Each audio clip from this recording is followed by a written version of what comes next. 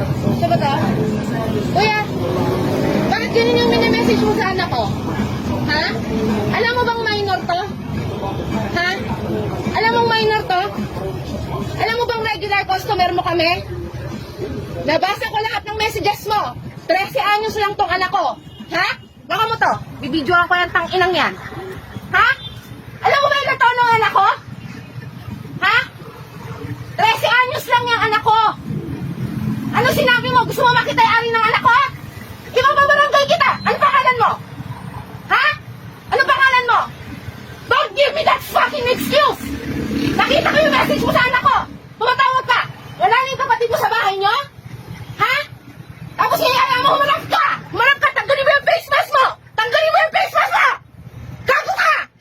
Tanggalin mo! Tanggalin mo yung face mask mo! Tanggalin mo yung face mask mo! Kung magtatanggal na dito! Ha? Bakit niyayaya mo yan ako? 13 anyos lang yan sinabi mo nagkaka-crush ka! If you're fucking gay, keep it to yourself! Get someone with your same age! Hindi yung ganitong 13 anyos! Tangina, gusto mo ipatulpo kita? Ipapatulpo kita! Bastos! Ito, bastos tong bakla na to! Regular customer kami! Nag-message sa anak ko, nag-offer ka ng free delivery, anong ginawa mo? Ha? Malicious messages ang binigay mo sa anak ko! And I don't give a fuck! Kung binabastos kita dito dahil bata yan! Walang kamuwang-muwang yung anak ko! You don't have the right to do that! Babalikan kita dito, ha? Yung may-ari ng bahay, I'll make sure you get fired! Tangina! Ano?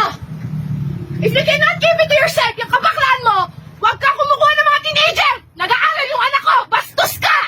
You're a fucking disgrace! Kunyata! Itong bakla na to, sir, hinaharas yung anak ko sa messages. Iyayaya niya.